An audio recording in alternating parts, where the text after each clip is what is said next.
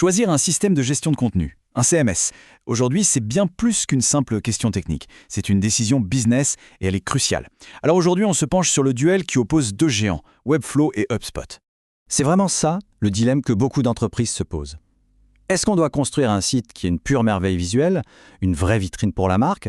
Ou alors, est-ce qu'on doit plutôt privilégier une machine de guerre pour la conversion, optimiser à fond pour générer du revenu? Et cette anecdote, elle est 100% réelle. Elle illustre parfaitement le problème. Imaginez, un site sublime, mais en coulisses, une perte de temps et d'énergie colossale. Le choix d'une plateforme a des conséquences très concrètes sur le quotidien des équipes. Bon, entrons dans le vif du sujet, parce qu'attention, on ne parle pas juste de deux outils, non, on parle de deux approches, deux philosophies complètement différentes pour construire sa présence en ligne. Et comprendre cette philosophie, c'est la clé pour faire le bon choix. Ces images, franchement, elles résument tout. D'un côté, Webflow, c'est le pinceau numérique. Ça offre une liberté quasi totale aux créatifs pour peindre exactement ce qu'ils ont en tête. De l'autre, HubSpot, c'est un vrai cockpit d'avion, où tout est intégré pour piloter la stratégie marketing et commerciale de A à Z. Mais avant de parler de ce qui les sépare, il faut souligner leurs gros points communs. Les deux sont des solutions SaaS, Software as a Service. En clair, qu'est-ce que ça veut dire? Eh bien, c'est la fin des maux de tête techniques. Fini de gérer les serveurs, fini le stress des mises à jour de sécurité, fini les plugins qui plantent tout. C'est un gain de temps et de sérénité qui est juste énorme. Allez, on rentre dans le dur, le face-à-face. C'est ici que les différences deviennent vraiment critiques et que le choix doit être parfaitement aligné avec les priorités de l'entreprise. Pour la personne qui met les mains dedans, l'expérience est radicalement différente. Avec Webflow, on part d'une feuille blanche. On peut sculpter chaque détail. C'est l'outil rêvé des designers qui veulent un contrôle absolu, le fameux Pixel Perfect. HubSpot, lui, est pensé pour aller vite et bien. On assemble des blocs, on se concentre sur le message, l'efficacité, la conversion. Et là, on touche à un avantage vraiment bluffant de HubSpot, la personnalisation native. Avec le contenu intelligent, le site s'adapte aux visiteurs. Par exemple, un prospect verra « demander une démo », mais un client existant lui verra peut-être « bienvenue, accédez à votre espace ». Et ça, pour l'expérience utilisateur, c'est juste hyper puissant. Côté SEO, là encore, deux approches. La réputation de Webflow n'est plus à faire, il génère un code source d'une propreté impeccable. C'est excellent pour les performances techniques que Google adore. HubSpot, de son côté, c'est un peu comme avoir un coach SEO intégré. L'outil vous guide pas à pas et vous souffle des optimisations à faire directement pendant que vous créez la page. Et voici peut-être le point le plus important de tous. Webflow, c'est une plateforme ouverte. On peut la connecter à presque n'importe quoi. Le potentiel est infini. Mais ça demande 2 jours à l'architecte de construire des ponts techniques.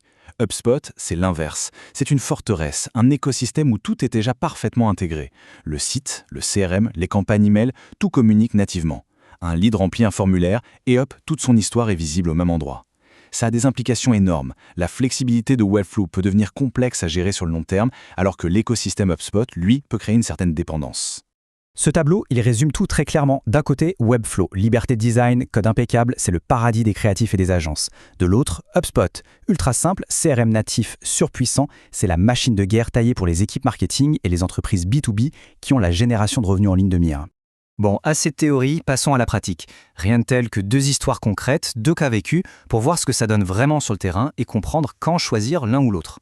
Premier cas de figure, une marque de cosmétiques. Ici, l'objectif n'était pas juste de vendre. Le mot d'ordre, c'était magie. Il fallait créer une expérience immersive, unique.